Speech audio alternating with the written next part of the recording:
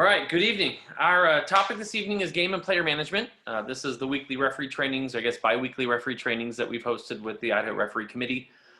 I'm really, I would say excited, but I really feel that we have some good information for referees tonight. As you saw in the email earlier today, I really feel that anyone who attends can go away with something that really can make their next match better or their next season better, obviously, as the fall season comes to a close.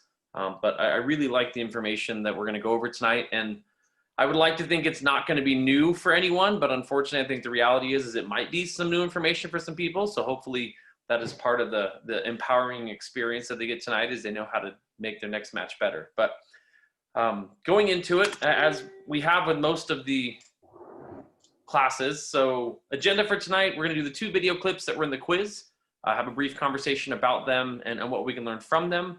We'll review FIFA's expectations for the technical area and how to be managed. And then finally, we'll go over a couple tools that Idaho Youth Soccer has given referees in Idaho to better, I guess, enable them to manage the game and handle situations that they encounter. And then finally, we'll go over a few comments that people sent in as part of the quiz and just kind of hopefully make sure referees feel empowered and able to really take control of their games and handle what needs to be handled without concern or worry as to what's going to happen next. So as we've gone over previously, so FIFA's put out some considerations for all of us. What these are kind of suggestions as to when you're making decisions, what should you consider, what can you think in order to better process what you've seen or better process how you administer the situation. These were in the quiz as well, so if you took the quiz, these were listed there also. But these are the 7 items that FIFA and U.S. Soccer has laid out for us to help us identify and govern and manage a match. They ask us for football understanding, to understand what type of reactions required in a situation, whether it's an emotional outburst from a player or coach, or whether it's truly dissent or even crossing the boundaries into profane, irresponsible behavior, racial, sexist. I mean, there's lots of different comments, unfortunately, that get made on a soccer field. Alertness and prevention. One of the beauties of soccer is we're allowed to interact with players and coaches and try to prevent foolishness from happening before it does, rather than just stand back and pretty much be the executioner and punish people. We have the ability to interact. Be aware of our body language and personality. Obviously, Brian Hall's command presence. You can go a long ways in controlling people or controlling situations just by our presence and how we're handling ourselves as officials. Make sure we're sending a clear message. We don't want to put up the stop sign to a player and then come at them and become the aggressor. If we're going to take that soft approach and the soft hands and put up the stop sign, we want to make sure that our body language is matching that same thing. The next 2 kind of go hand in hand. Be firm with your position and with your explanation and with your communication. We don't want to get backed into a corner or stuck in conversations with people. There's a time and a place to maybe ask their coach's opinion or ask them a quick question, but we don't want open-ended questions. We don't want long conversations. We want to be clear, concise, offer them the information they need or say what we need to say to control the situation, and then move on. So communicate, be respectful, but be firm and concise, and then move on. And then finally, utilize information from our teammates, whether it's 4th official, assistant referees, mentors, assessors, as I'll mention that later in the instruction this evening. But really, use every tool we have available to us in trying to control some of these matches and make sure that we're in the best position to be a success. I was really hoping we had some up and coming or even just top quality female officials on the call. This first video is actually one of the top, well, it is, in my opinion, the top female official in the world right now, Stephanie Frappert from France. She's actively being assigned to Champions League games, Europa League games. Obviously she did the final in the Women's World Cup. So really just a top class referee. I love these videos where they're letting us hear the referee's communication so that we can hear what they're saying to each other. We can hear what they're saying to players, how they're managing situations. In the past, it was always just an instructor kind of telling you what they said or how they managed the situation. And now through technology, we can actually hear exactly what they're saying back and forth. So I believe the question from this video was, what can you take away from it in management? Because there are multiple things in regards to the considerations we just talked about that come into play in this clip. So I will ask a couple of you to offer just a brief comment about something that you really liked that she did, or something that stood out to you in the clip. But let's go ahead and show it here real quick, and then we can step back and ask for some input from other people as well.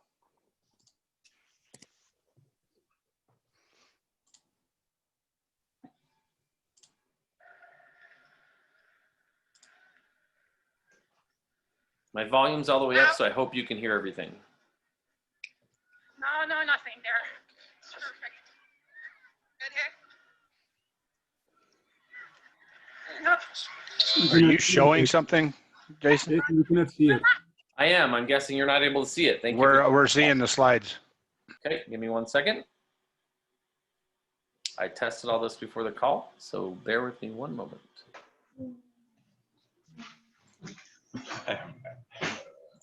What? Sharing your screen or just the application? I shared the screen, not the application, so I'm just switching back to that real quick.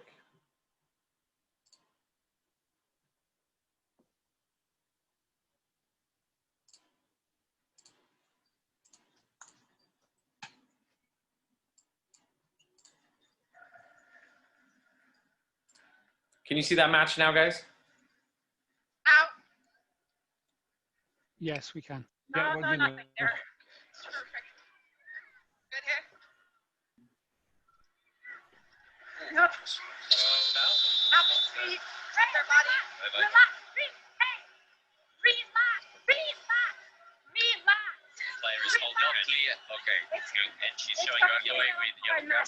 Fantastic. I got her. I got her. Very good. Got her. Number 3 is to confirm. Yes. Yes. Hey. Hey. Relax. Oh, yeah. No, she wasn't. Come on in. Yeah. Coming. Hey. Okay. Players Hey, I'm gonna talk to you. Sit. Come on. Hey, hey. I'm gonna get a yellow card. Then after I talk to you. Breathe. Breathe. Breathe. Breathe. Stay calm. Breathe. Yep. Oh no.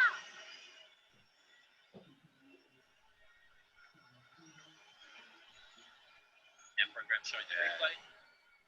35th. Hey. Okay. Hey. Look. I'm gonna And talk to again, you. this is no. Okay. I know. But Okay. What's your problem? dancing. Yeah. No more. Does she want a card too? Yeah. Oh, thank you. Yeah. They've already checked it right away. They said no red. They said no red right away. Okay. I saw the cleats, but the cleats didn't make full contact with it. Okay. Hence why the yellow card. Okay. Can you tell Lisa so she can calm down because I'm not happy with it. Yeah. Talk to Martha.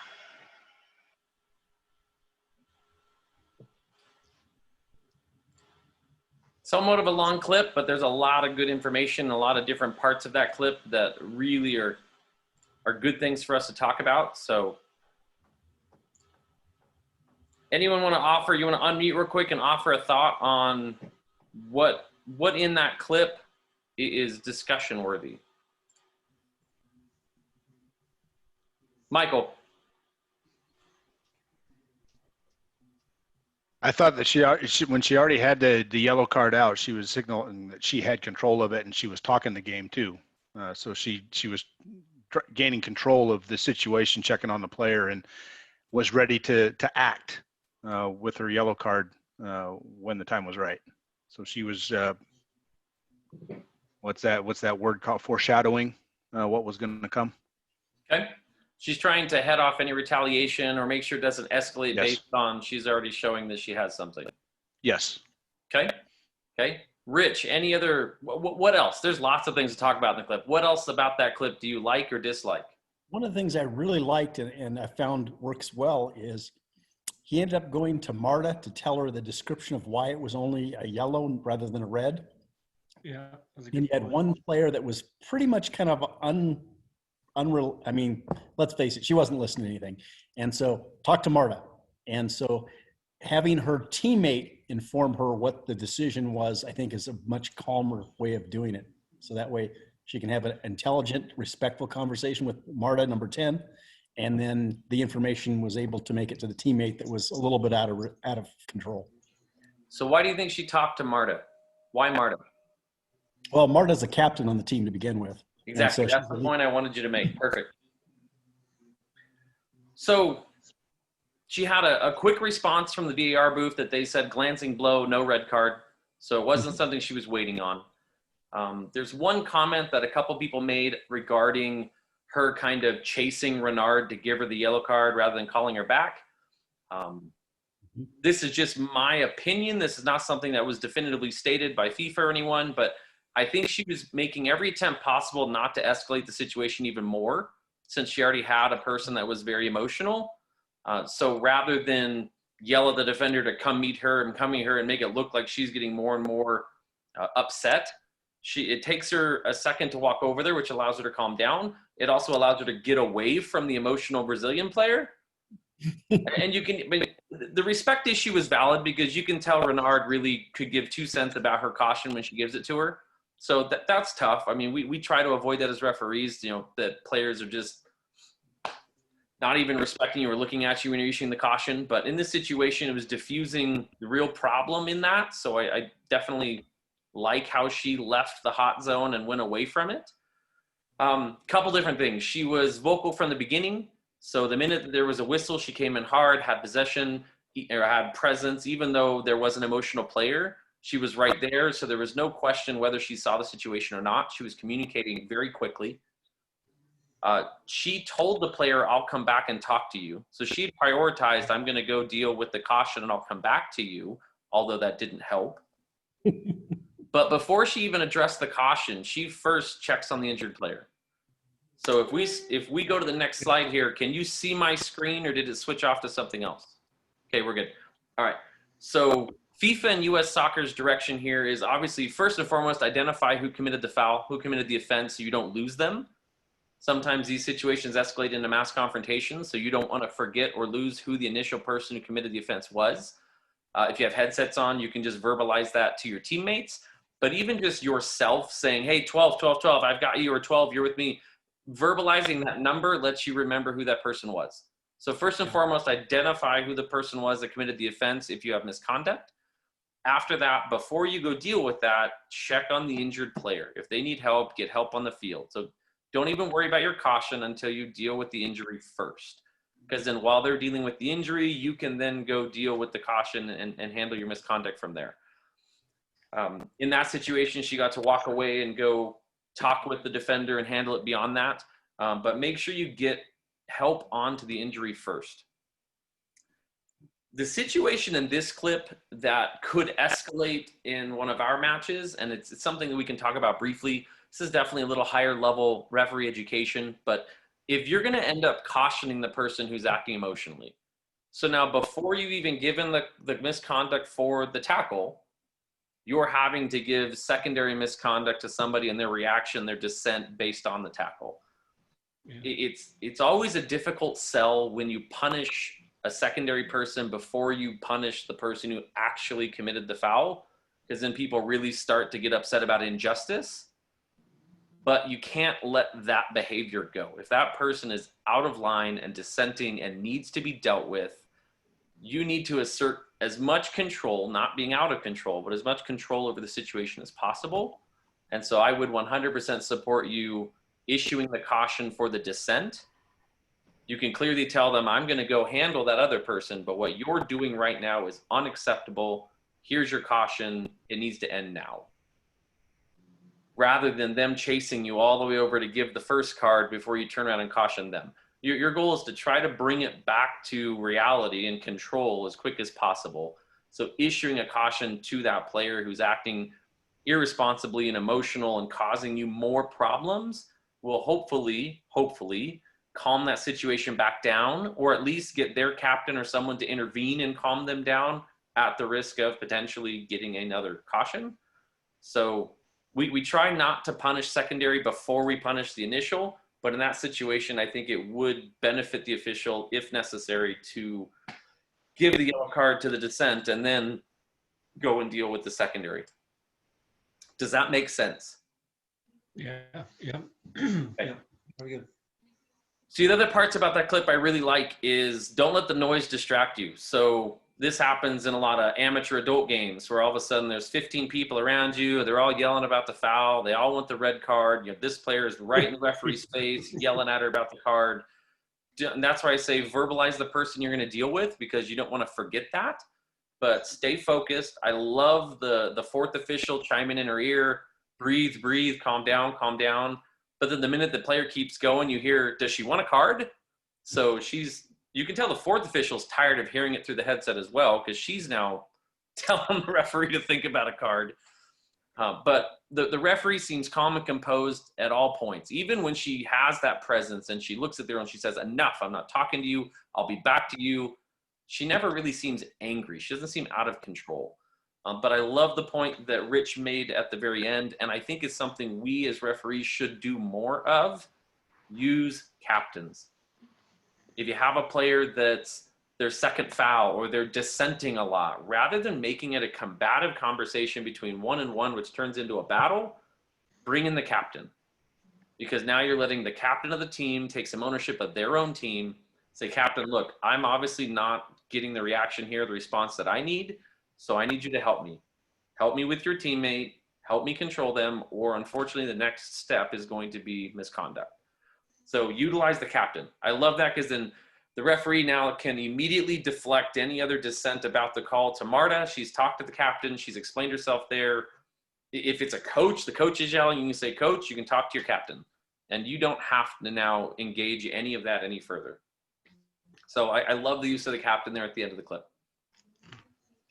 Did anyone else have a point or something they saw in that they wanted to bring up, they felt we missed?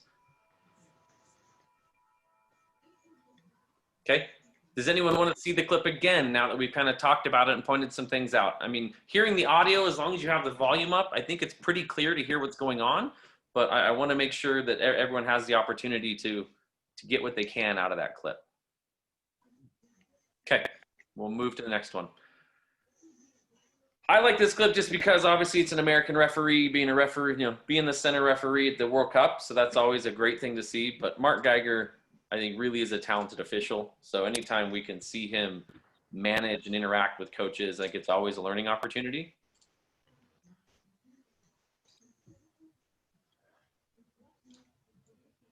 I'm making sure I have the right screen shared. Bear with me a moment.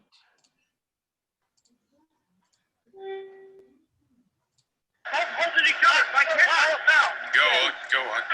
Listen to me. Listen to me. Come to me. Come to me, please.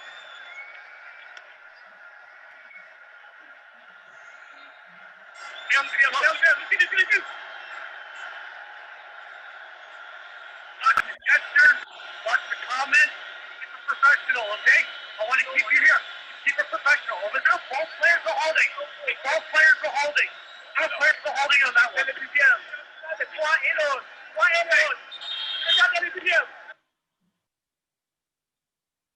Does anyone need to see it again or would like to see it again?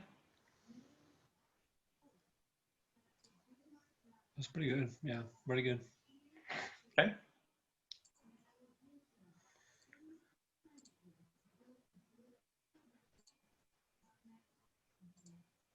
So here's the 7 considerations we started with.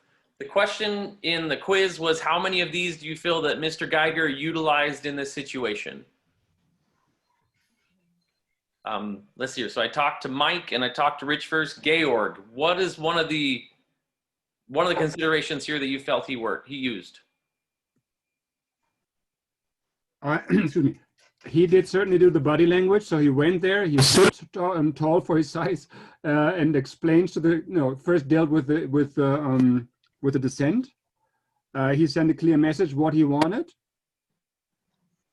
what he expected the coach how to work. I like the teamwork because he listened to his fourth official. He came over, he dealt with the situation on the field first. Then he listened, came over and dealt with the second situation. I like the communication part. I don't know if I like that he said both players were holding at the end of the communication or at the beginning. I think I might have said that before to take the argument away from the coach. First of all, coach, you were wrong anyway, and now behave professionally. So that's maybe something where I act differently, but that's okay. I'm learning here. Yeah, he did at least those three things. Okay. Daniel Sanchez, did I see you jump on the call? Do you have a comment or Yes. something you'd like to offer? No, I was just looking at the considerations, and I mean, I can see the teamwork. You know, the fourth official called him up, and he came. There was communication. He was feeling ready to act. The clear message to the coach, you know, that hey, be professional. I want to keep you in the game. That was like a prevention way, I guess, of telling him. Otherwise, you're gonna get a yellow card, you know, or who knows what. And football understanding in the sense that this is a World Cup game, correct? That was the Russian game. Yes, this was World Cup, Portugal. yeah. And, yeah, so I mean, definitely he knows the stakes are higher, really high. I mean, this is a country against another country. I mean, there's a lot of things going on. So he used pretty much, if not all of them, he did a very good job. So I'll click back to the slide in a moment, but since you just said it, I'm going to click it. So the answer to the question is all of them. So if we go back briefly and dissect this, you guys have done a really good job of it already, but football understanding. Does anyone know why the fourth official finally called him over? They give a hint at the very end of that clip. So when the coach does this, so it's just like a player asking for a card. FIFA has said players or technical people are not allowed to ask for video review. Yep. They can't do that. It's considered dissent. So that was kind of the straw that broke the camel's back. So that's his football understanding. He understands that the line has now been crossed. Alertness and prevention, exactly. He was alert to his fourth official calling him over. I love the fact that he stopped for a second and talked to his fourth to get information before he went straight and engage the coach. Yeah. A lot of people, if the AR, the fourth, calls them over, they go straight to the coach and they want to, tell the coach to calm down when really they don't even know what's happened. So I love the fact that he made sure he had all the information from his fourth official before he engaged the coach. Body language was fantastic. The minute he addresses the coach, his arms go behind his back. He makes sure that there's nothing aggressive. He's there, but he's not touching him. He's not engaging him. He's very clear, very concise. He even leads the field to meet the coach halfway, so he doesn't make the coach come all the way back up to the touchline. So body language, personality, he's very clean, very professional. What you've done is unacceptable, and I know it, but I want to keep you here. You need to be a part of this game. Be professional. Keep it clean. It's a very clear message of, and when he says, I want to keep you in this game, that's you're borderline going off. So please keep it professional, be clear. And then the communication to allow him, so that he's asking for a VAR. He thinks there's been a mistake. So that's why he circles back and then says, both people were holding. There's no reason to review this. They were both doing it. Nobody buzzed me and said that there was a clear error. And so that's the answer to the, you wanted a VAR. Here's your answer to what I saw. And done. And he leaves and goes away. So it's not a discussion. He says, here's your information. It was both ways. We're done. And he moves on. That was good. Yeah, very good. So to comment on Georg's point, the reason the sequence was the way it was is because he was called over to deal with irresponsible behavior.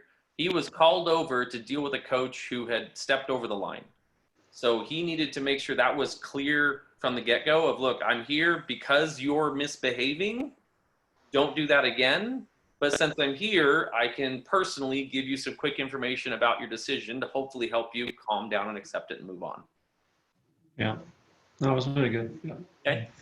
No, you guys did very well. I don't think I said anything that you guys didn't. So I think you really hit the nail on the head. But yes, there were all 7 forms of management in that one clip. And to be honest, we could probably say the same for Stephanie's at the beginning as well. Both those clips, they really do a fantastic job in managing the situation. So moving forward, so those were game time decisions, managing people in the heat of the moment. So FIFA's given us some expectations for coaches. So we're shifting a little more gears here. This isn't something that they deal with as much at the pro level just because there's professional stadiums, professional setups. But when we're out on youth games, when we're out doing adult games, local games, I want to make sure we're all clear as to what FIFA and U.S. Soccer's expectations are for the coaches and teams. If a team shows up and sets their bench right on the front of their technical area, so you know that the entire game the coach is going to be outside their area because he can't even move without leaving the area, that may be something we try to be proactive in and move the bench back. If they are supposed to be in that technical area during the match, unless they, like bullet point 2 says, briefly leave to instruct players and then return. They are not supposed to spend the entire game standing on the line in the assistant referee's way. So they need to, the team and the coaches all need to be in their technical areas unless they leave briefly to instruct and then go back. One coach up at a time. This is something you see a lot of in youth games when there's 2 or 3 coaches. They'll all be up on the line yelling at the same time. U.S. Soccer is very clear about this. There should be one coach offering instruction. They can take turns, but there should not be 2 and 3 coaches up going crazy at one time. The assistant referee has to have room to be able to move up and down the line. So back to bullet point 2, if they come up and instruct, they need to return. The assistant referee cannot be worried about running into someone every time they move on the line. Yeah, that's true. Yeah. Substitutes need to leave balls in their bags and put away when they warm up. People shouldn't be over kicking a ball warming up.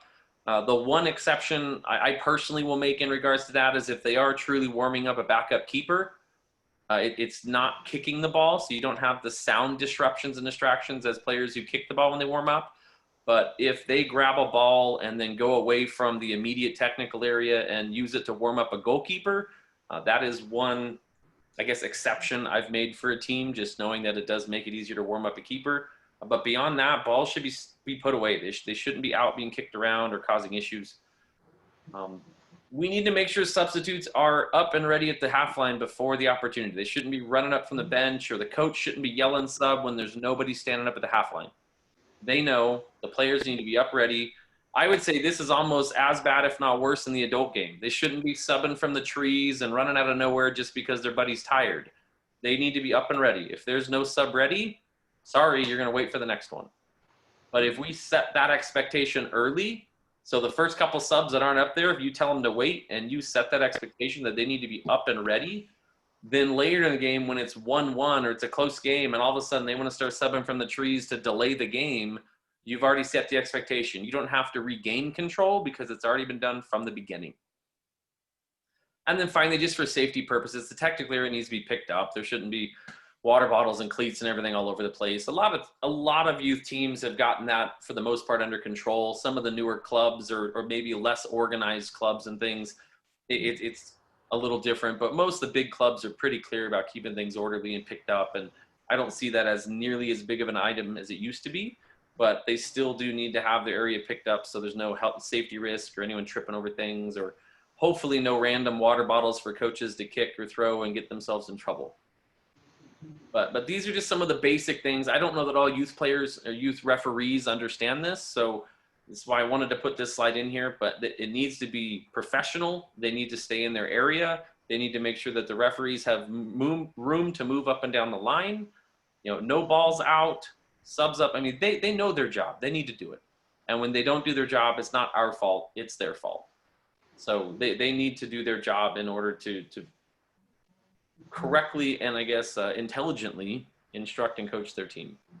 Out of curiosity, with the COVID stuff, I'm seeing changes, obviously where technical areas are and parents and all that sort of stuff. How you mentioned technical area, is that still even COVID the same sort of areas, or do we just have to bear that in mind that things will change as we go through this COVID situation? I haven't seen any directives in the play on initiatives from U.S. Soccer or even from the local leagues modifying technical areas. Last year, Idaho Youth Soccer adopted for all of the state-run and sanctioned tournaments and leagues the split sideline, where each team is on opposing sidelines rather than side-by-side now. Okay. The hope there is that the coaches and technical staff will help control the parents and vice versa. Parents will hopefully hear them yelling at their players and control them as well. Unfortunately, I don't know that situation's really happened as they desired, but The bigger concern in regards to COVID is, and the difficulty here is it's kind of region by region, state by state, based on where you are in the COVID protocol. You know, stage 1, 2, 3, 4, 5, back to 3, around 4, 4.5, 2.5, you know, jumping around like everyone is. When players are in a position, players, coaches, technical staff, anyone where they cannot socially distance. So if they're sitting in the bench area, they need to have face masks on. That is part of the Play On initiative. Any referee, when they're not actively refereeing or actively warming up, they should be wearing a face mask. So we're trying to do everything we can to stop the spread, stop people from getting sick. Spectators are going to be there on the lines as able. I know some cities and regions have started limiting how many spectators can be there to try to protect for social distancing. But anyone who's in an area where they cannot socially distance should have a face mask on. Now, that is not necessarily our job to mandate and terminate a game because someone's not doing it. If you as a referee do not feel safe based on people not socially distancing, or players keep addressing you and making contact with you, or coaches, then that you can 100%, you can suspend it. Obviously, you're not deciding a winner, but if you really are worried for your safety, you terminate the match. So protocol number 1 in youth soccer is safety first. Safety first, then equality, then entertainment value. So if people aren't adhering to social distancing, they're not wearing a mask, they're not doing what they're supposed to, ask them. But at the end, if you're worried for your safety, I don't want someone to get hurt because people aren't doing what they're supposed to do. So I haven't seen modifications to technical areas or where people are supposed to be. More so, if they can't socially distance, they need to have a face mask. You know, they shouldn't be addressing you or making contact with you. They should be adhering to the social distancing 6 feet. Is there something specific outside of that you were asking about? No, it was just I predominantly do PAL, and they've done the split and made, shall we say, one half of one side where the benches are, quote unquote, and then the AR has total free range on the other half.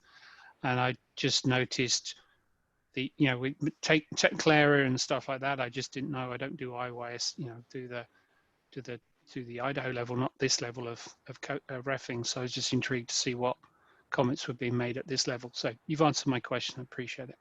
I am going to circle back in regards to sideline management and things like that in regards to the split sideline shortly. I appreciate you asking the question. If something else comes up, please, my email's at the end of the presentation. Yeah. Shoot me a message, reach out. I'm more than happy to make sure that you're clear on what the expectations are for your matches. No, I appreciate it. I certainly will. Daniel knows I'll ask questions if I have to. Perfect. Well, I'm more than happy. And Rich is on the call as well. He's our State Director of Instruction, Rich Evelyn, and then myself as the State Referee Administrator. So either one of us are more than happy to field questions. Appreciate it. Thanks. So moving forward, so how do we deal with the problem? And this is something I want to empower referees to feel that they can do their job and not be worried about recourse, not be worried about whatever guilt trip someone's going to put on them about what they've allegedly done to the match by making people actually adhere to the rules and standards set out by U.S. Soccer. But in the past, so can someone unmute and tell me, prior to about 4 years ago, what was the directive and initiative from U.S. Soccer regarding management of the technical area? How were we supposed to do it?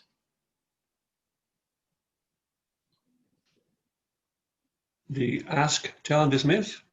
Exactly.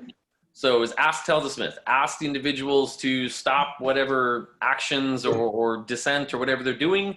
If that doesn't work, then you then draw the line and tell them, I've asked now, this is the second time I'm telling you, you're done. And if that doesn't work, we sent them off because we weren't able to actually show misconduct, yellow or red card to technical staff. So it was ask, tell, and then dismiss. So Idaho, 2 years before FIFA actually put it into play last year, so I guess I'd make it 4 years ago, Idaho passed the law with their youth soccer that referees could caution technical staff, and now it's become completely part of the FIFA law book. So we can issue technical staff, trainers, substitutes, and players all yellow and red cards. So if you're on the roster, you can now receive misconduct. So Ask Tell the Smith was the original. How has this modified now with misconduct? Has the process changed? Is there new things we're supposed to do now because we now can yellow card and red card people? I think it's the same. I would say number 2 and 3 will be the yellow card and the red card. So you're exactly right. That's not a joke. I mean, I know you're kind of laughing. I mean, you're trying to be light about the topic, but you're exactly right. So I added an extra step in here to hopefully give them one last shot to right their ways before they take a walk. But ask them first. If they don't listen, tell them. And then you can make tell the yellow card. I offered one step in here and said tell before you caution them. So really what you're looking at is the worst case, longest procedure you should do, and that's 5 steps. So if you've talked to a coach more than 5 times and they're still in the game, you might be a few steps behind in the process. So I get it. We aren't, well, the majority of us are not referees that want to go out and take the world by storm and throw everyone out and just absolutely be super hard with the laws of the game. You know, we know we're going to see these coaches again. We know that the community's small, so we don't necessarily want to cause undue strife upon ourselves either. So we try to be too nice, unfortunately. But really, the absolute longest process we should be doing is ask them. If they don't listen when we ask, then we now tell them, I've asked once, I'm not asking again. You're done, enough. You know, whatever they're doing, get back in your technical area. Let my assistant referee move on the line. If you're not going to, you get a card, plain and simple. I'm circling back on some of the comments people made at the end, so I won't get too deep here, but you don't need to go over and meet a coach face-to-face to give them a caution. So speaking to youth referees, you do not need to go engage that adult to give them a card. If they're shouting at you from the sideline, you can stand in the middle of the field and just turn and look at them and say, Coach, and here's your card. You don't have to go all the way over there. So if you're worried about confrontation or assault or, you know, just that person being a very demonstrative personality and you're a youth referee, don't go over there. Stand in the middle of the field, give them the card. You know, there's no need to walk all the way over there. Walking over there a lot of times just engages them further, which you don't need. Just give them the card, move on. If you've carded them and they still don't calm down, don't feel bad. Don't hesitate. Give them a second yellow, red card, and dismiss them from the match. The issue we have, well, I will leave this for a little later because we'll go into this conversation a little bit deeper. But does the 5-step plan make sense for you've given them as many opportunities as they need? U.S. Soccer said, ask, tell, dismiss, 3 steps. We've included it. We've increased it to 5. There's no reason we should have more than 5 interactions. Makes sense to me. Jason? So I guess I would say, I mean, these are coaches. These are, in many cases, paid professionals. Yeah. I don't understand why we would give them more chances than we would give a player. And so, I don't know. 5 to me, honestly, not going to happen in my matches. I have no issue with that. I mean, I don't necessarily want us going out looking for a fight. I want to make sure that we're not the instigators. We're not the person, you know, that's adding fuel to the fire. But I 100% agree with you. U.S. Soccer said 3. So warning, yellow card, second yellow card. There's your 3rd one as a player. That's your red card and you're off. So U.S. Soccer is saying you're exactly right. After 3 interactions, they should be done. I'm saying in reality with youth referees, they're not always as empowered to, on the 3rd time, throw a coach out. So this is really hopefully giving them the 5 steps absolutely max that you should still be interacting with a coach. Yeah. Armin, were you going to say something? No, I was. Okay. I was just, but it's the same thing as whoever it was who talked before. I don't know who you were, but I agree with you. And I'm also on that side. If I tell them, I mean it. And then if I don't go and explain and warn them again. One warning is one warning for me. It really has to depend on the situation. But in normal games, one warning and then, hey, this is my authority. If you don't listen to me, there is no second warning. Well, and you're spot on. So the yellow card is a formal showing to everyone in the match that they've crossed the line. Yeah. So if they can't take that as they're done and they should cease and desist, then really they just shouldn't be there. If a formal yellow card showing everyone on the field that they've crossed the line and they're done doesn't stop them, then give them the second and send them off. Yep. It's just plain and simple. You don't need to deal with that person anymore. If giving them a yellow card doesn't stop them, then they're not going to stop. Just get rid of them. Obviously, so the one comment, and I'll make this later, but youth soccer is developmental level soccer. This is not a professional sport. These are not, even though these coaches do receive compensation, so do youth referees, but this is not a professional sport. This is not Division I collegiate soccer. Right. This is developmental soccer, which means the players are going to make mistakes, the referees are going to make mistakes, and that's part of the game. So this level of perfection that's being demanded of referees, demanded of a 13-year-old kid who got their badge a week ago, and all of a sudden they're supposed to get every decision right in the match. Right. Yeah. Their players don't. And we're entering a discussion this winter with Idaho Youth Soccer about a statewide consistent campaign about referee abuse and about recruitment and about retention and how can we support youth referees. And one of the points I really want to drive home as the state referee administrator with every coach and administrator at every club and team in Idaho, if you take a kid and put them in a soccer program, their first year ever playing soccer, how good are they really? Yeah.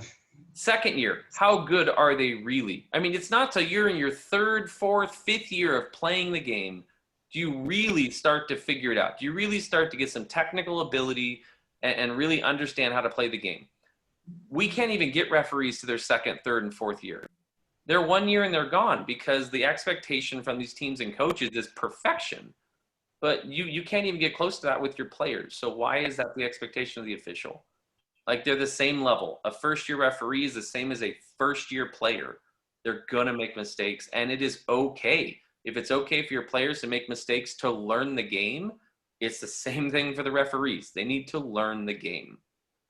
So we're having discussions about some initiatives, mentors, people that are visible out on the field to coaches, spectators, everything, that there is a referee mentor coach there. So give the kid a break. There's someone here helping them. Stop. Like, we're working on what we can do. But the expectation of a 13-year-old kid being perfect in regards to the application of the law is just insane to me. So here's a case study that circles back to what we just talked about. So we don't have to read this whole thing. There's two things I highlighted here just to make a point, but I know there's a lot of text on your screen. So the committee was involved in an email that an assistant referee sent the league following a game they weren't even the referee on. And the interaction with the coach was bad enough that even after the referee carded the coach and they submitted the report, he felt that he should send a massive email to the league about the conduct of this coach. But in his email, he says, first bullet, I had to ask the coach several times to please stay within the area. Then the next line, I reminded him he needs to control the spectators. Then the next line, finally I had the coach cautioned for multiple requests to stop dissenting. Then during the second half, I reminded him again that he already received a caution. Then at a stoppage, I reminded the coach again he had already received a caution. But my answer is why is the guy still there? You did him a favor in the very first line saying you had to ask him several times before you even carded him the first time. So the league can't do their job in suspending coaches if they don't get reports about coaches being sent off. So if we're going to ask them 15 times to stop and never card them, the league never knows. The league doesn't know they have a problem. So we need to give the yellow card, give the red card, send that coach off, and then let the league go deal with their problem with that coach. But if we just continue to be a whipping post, the league's never going to be able to handle the problem, and referees are going to just continually to get abused. The comment at the bottom was very interesting to me. So after the match, the referee's sitting there helping the youth referee put together his report, and a woman approached them and she said that her daughter was a referee and that she had an emotional breakdown on a game earlier because of spectators and their verbal abuse.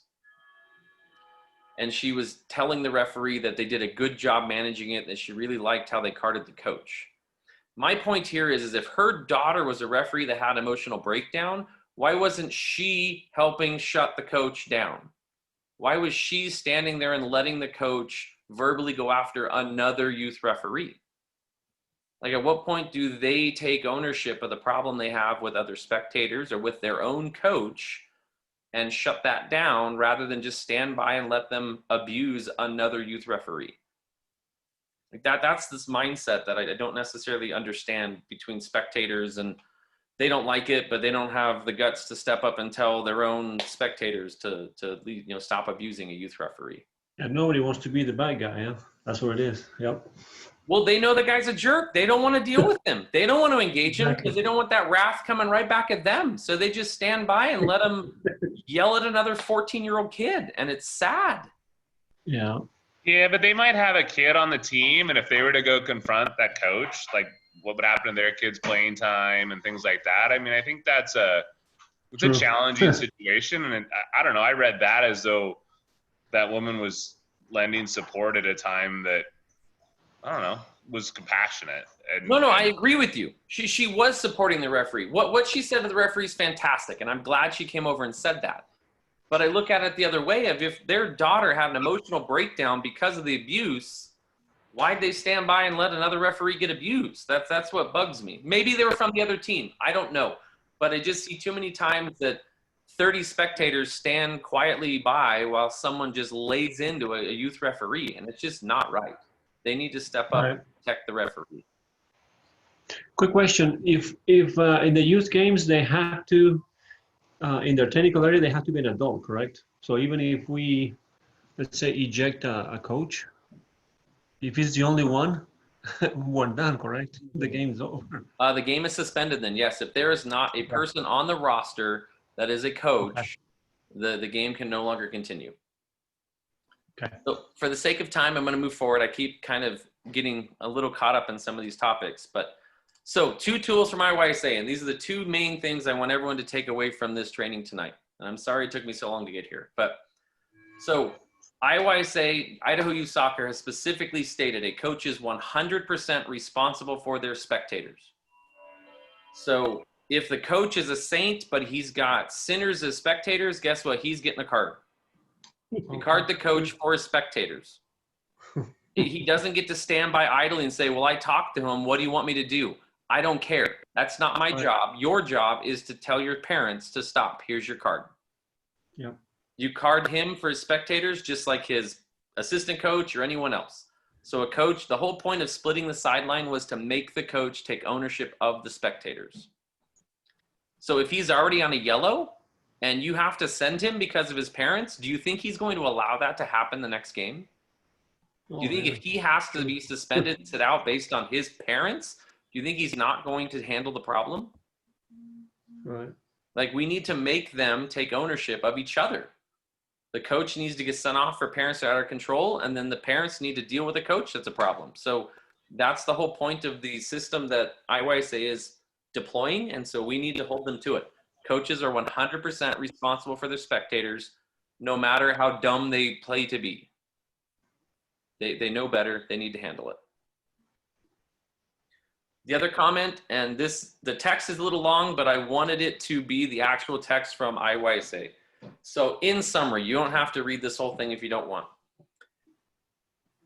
Any IYSA board member or an adult referee that's at a match that is witnessing a youth referee being abused by a coach, spectator, adult, anything, shall intervene. So IYSA is 100% saying if you as a referee are out walking around or you're mentoring and there is a coach, a spectator, anyone who is verbally attacking a youth referee, you are 100% empowered. You know, the next stoppage of play, tell the youth referee to hold the game, or tell the youth referee to card the coach, or 100% intervene in that game. If it's to the point where you're worried about the safety of that kid and that person needs to be removed, the bottom line says no limit to the offender to leave the site, be suspended, or even abandon the match. So any of us who are adult referees, administrators, coaches, anyone, if you are, well, not coaches, it says adult referee or IOS board member can 100% help a referee, stand up for a referee, protect a referee, and you're 100% empowered to do so. Good. That's good to know. So I assume this is when you're actually wearing your full uniform. no, it doesn't say that. It just says if you're a certified adult referee. That's sorry. That's where I read it, but I thought I'd just ask the question. Thank you. I can tell you that it will probably hold a little more clout. Of course, if you turn up with you in your uniform, but so here's my statement. I'm a parent. My children are not to the age yet that they could certify as referees, but based on what I've seen recently at youth soccer games, I could not with sound heart even allow my children to be a referee. It's just, I would never wish that abuse on my own children, so why would I allow it to happen to anyone else's children? Yep. So it's unfortunate that the problem's gotten this bad, and it's not just soccer, it's every sport. I mean, it's bad here, it's cultural. But I want to make the point and drive it home that any adult referee, if you are out there and there's a problem, I don't care if you're in street clothes, you are empowered by the Idaho State Soccer Association to walk over and say, I'm a certified adult referee. You are out of line and abusing this youth referee, and it ends now. And just have the kid have the referee, give the coach a red card and send them off so that you can do a report and send it in that this is what happened. If you don't know who that youth referee is, and so there's going to be a difficulty in getting the report done or getting proper reporting done, bring in one of us board members, reach out and say, hey, I was at field 10 at Simplot or wherever at 10 o'clock on Saturday, and this is what happened. We'll circle with the referee and help them and make sure that proper documentation is submitted. But if we don't send documentation in, the league has no recourse against that person. I don't like that answer, but it's kind of U.S. soccer standpoint that they have to be able to document it. Otherwise, the coaches and clubs can just appeal it and get it thrown out. So we have to send in a report. We have to send in documentation so they can address problems. But as adult referees, we are 100% empowered by the state association to intervene and protect youth referees. So the 5 things I really want a youth referee to take away from this, or actually referees in general, not even youth. Coaches, spectators need to respect you and any other referee out there. Need. Like it's in the laws. It's part of the game. I know we're all guilty of this. Don't tune them out. It needs to be dealt with. If there is a problem, if there is a person out of control, they need to be dealt with. The league has no recourse against a problem if we don't deal with it. If I get an email from a referee saying, I'm done, I quit, I'm tired of getting abused, and I go pull their last 5 games and there isn't 1 card for dissent, I don't know what to do. I can't help someone if they're not going to use the tools that U.S. Soccer and FIFA have given them to deal with problems. Don't tune it out. Don't ignore it.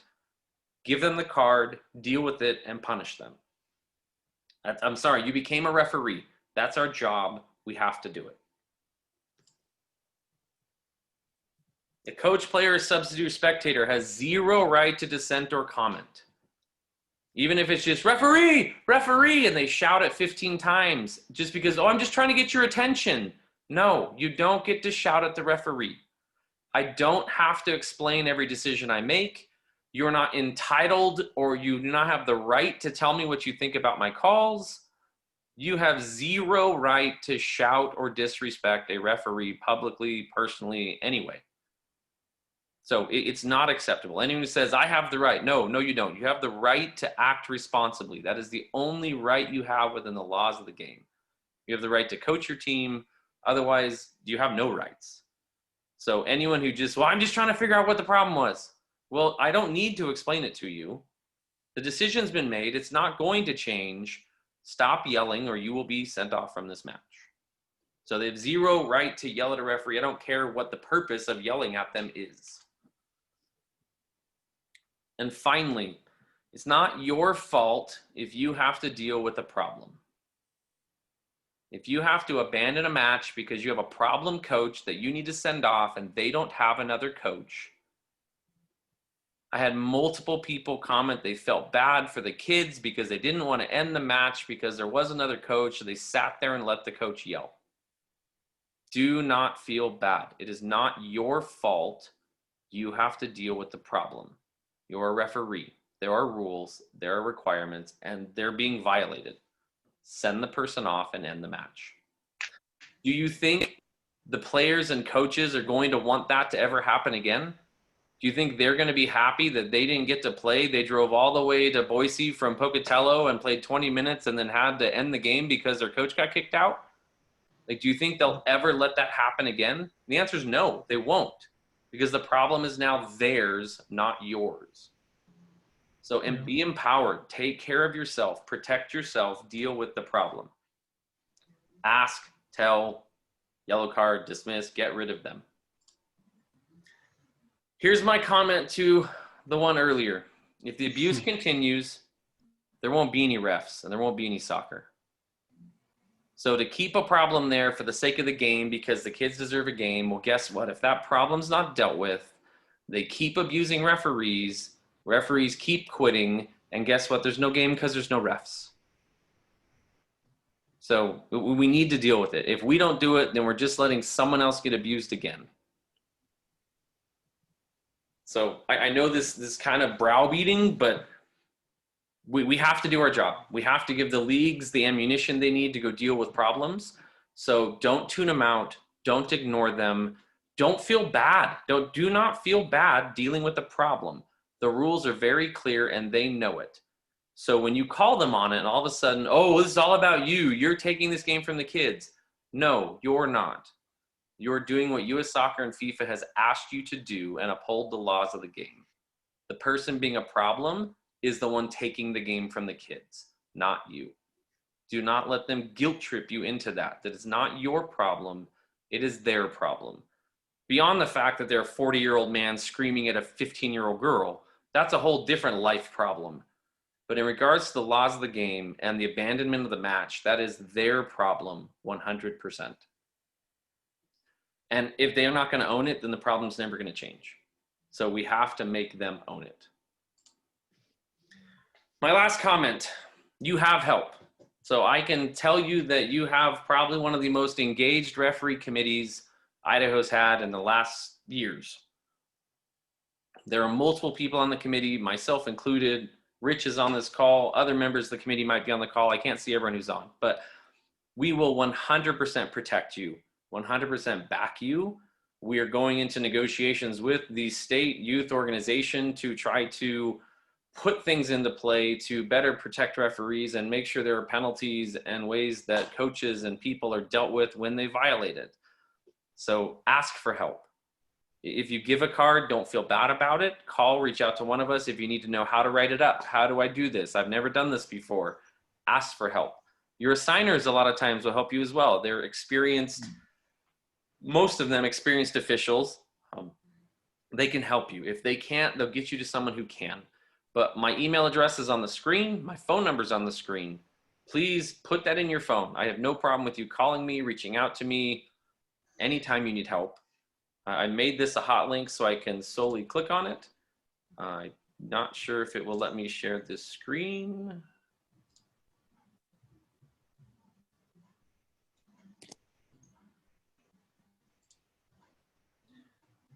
All right, come on. Here we go.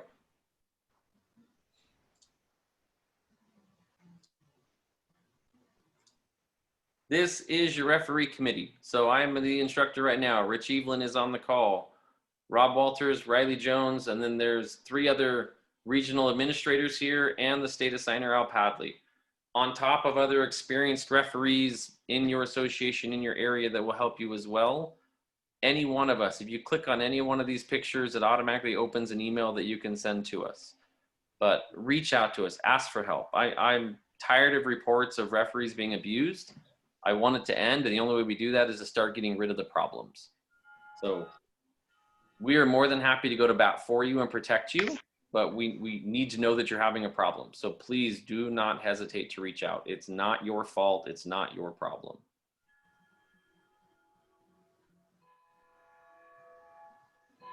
Any comments or questions? I know that that was kind of intense and deep over the last 20 minutes, but any thoughts, comments, questions, concerns? If I do this, something might happen to me. I really like this last 10 minutes, talk. And I was wondering, is this also conveyed really well, like now during the certification of new referees, when they do the class? So right now, due to COVID, all new referee certifications are online only. We are not doing in-person classes, which is unfortunate because I think there's a lot of things in interacting with the instructors that you get, like these type of communications. It's in the laws of the game. They do get a very extensive, like 5-hour video training about the laws of the game. So I would like to answer and say, yes, the information is available to them. How much of that's absorbed, I'm not sure actually happens. The fall season is pretty much coming to a close. So going into the spring season, I can tell you that we will be having, if we're still relegated to video sessions, some video trainings that we reach out and ask young referees to participate in. We're looking at some new medians in trying to engage them outside of Zoom calls, because if we're still on remote by then, they're going to be about Zoom to death after a whole school year of Zoom calls. So trying to find other ways to interact with them will be helpful. We're looking at trying to launch a video campaign of just 30 and 60-second video clips that we can send out, send them a text message that's a link to a clip that they can click and watch a 30-second video or a 60-second video rather than these big long training sessions. I think that might engage a different generation differently.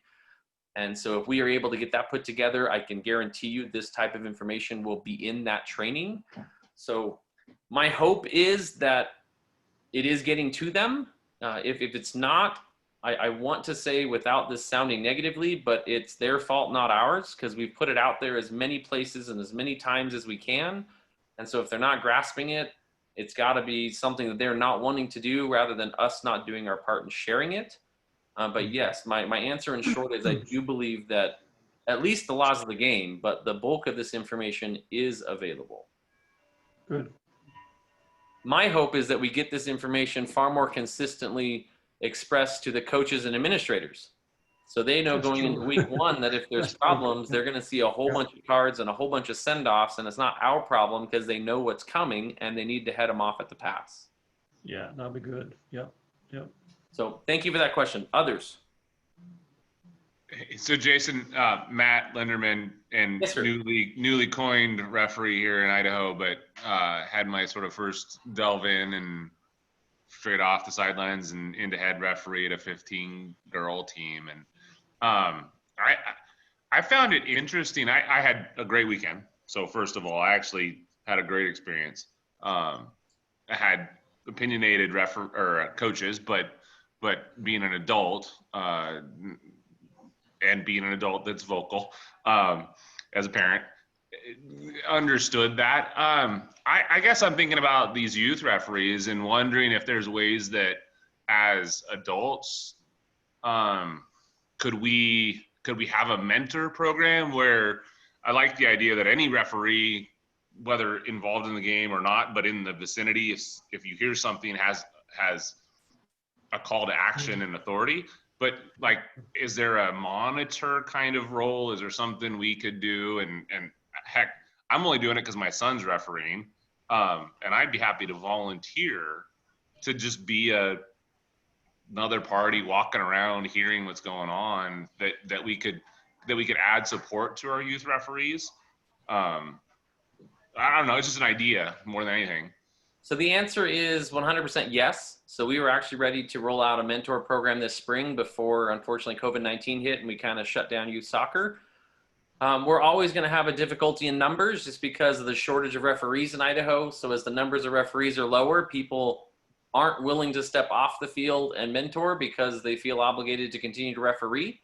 So if which is a double-edged sword. If we don't protect them, we can't keep the refs. But if we can't keep we're working through it. But the answer in short is yes, there's a mentor program that we will be redeploying next spring and hopefully actually improving because Idaho Youth Soccer secured some funds from the federal office from U.S. Soccer nationally to help fund it as well.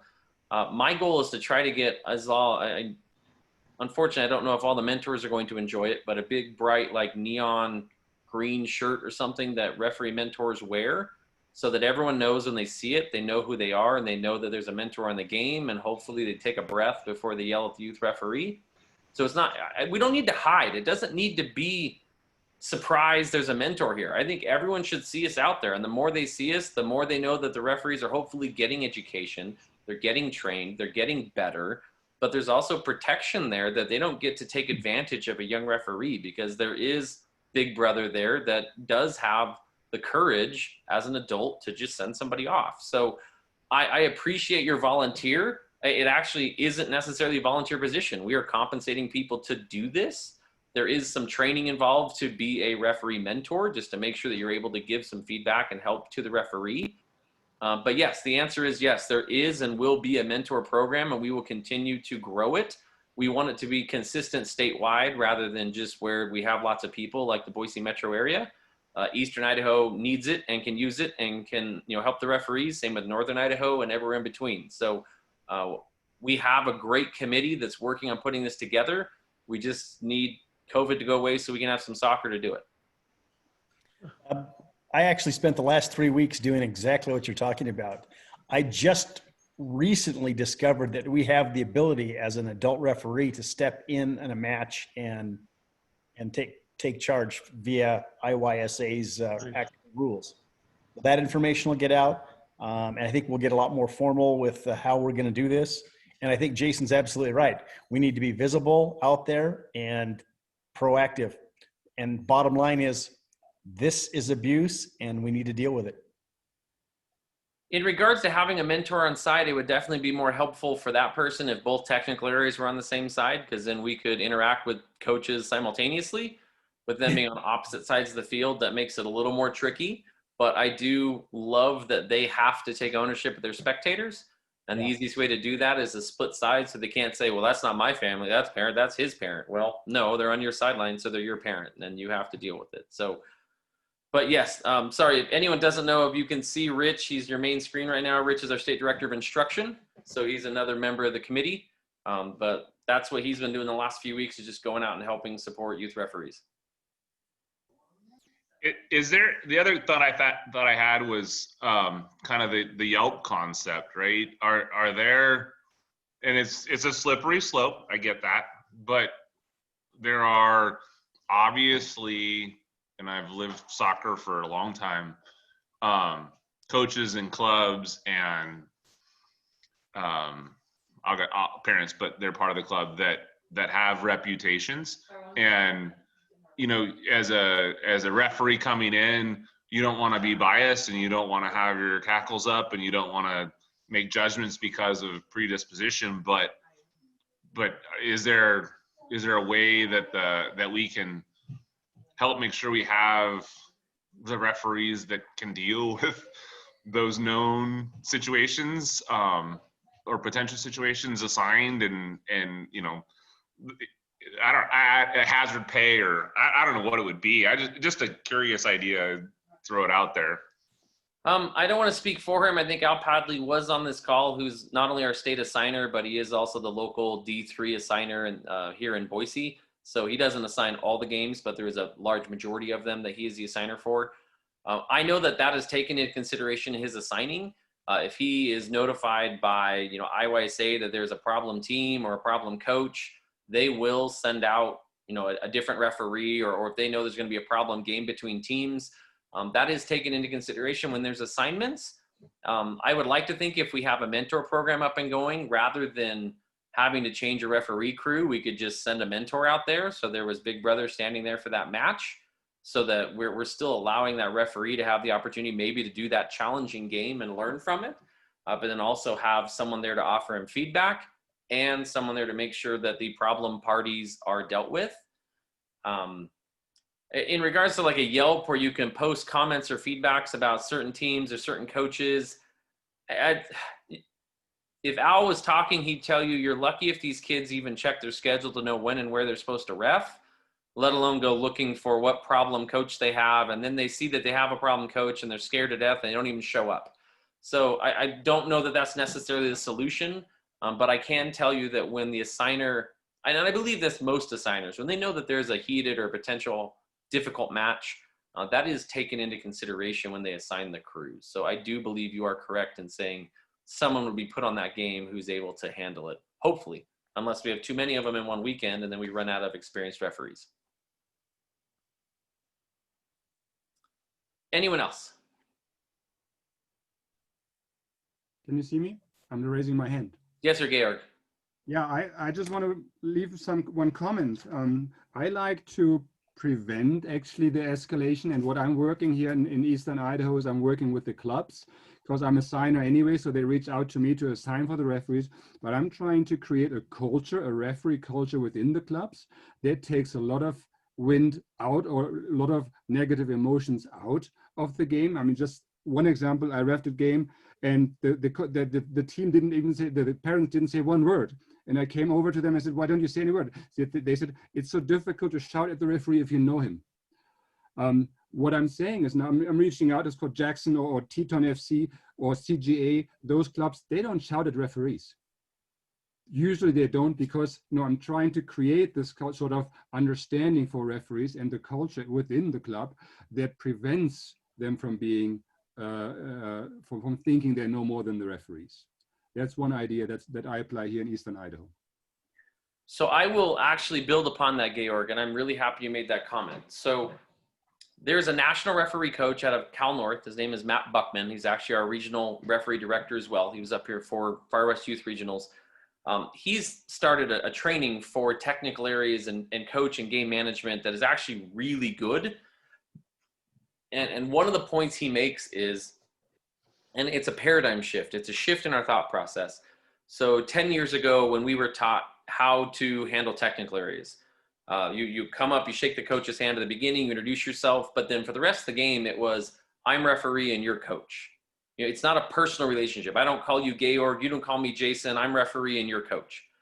And they're going 100% opposite of that, because they want that coach to think about, he's yelling at Nick. Nick is a 14-year-old kid. It's not referee. It's not this stale label that they've given this individual. No, you are yelling at Nick. Nick is a 14-year-old kid who's his first year refereeing. That's who you're yelling at. So it puts that personal back into it of you're yelling at a kid. But at the other time, when it comes to managing them, I can be having a conversation, every time you have a question, I'm like, hey, Georg, here's the answer. Hey, Georg.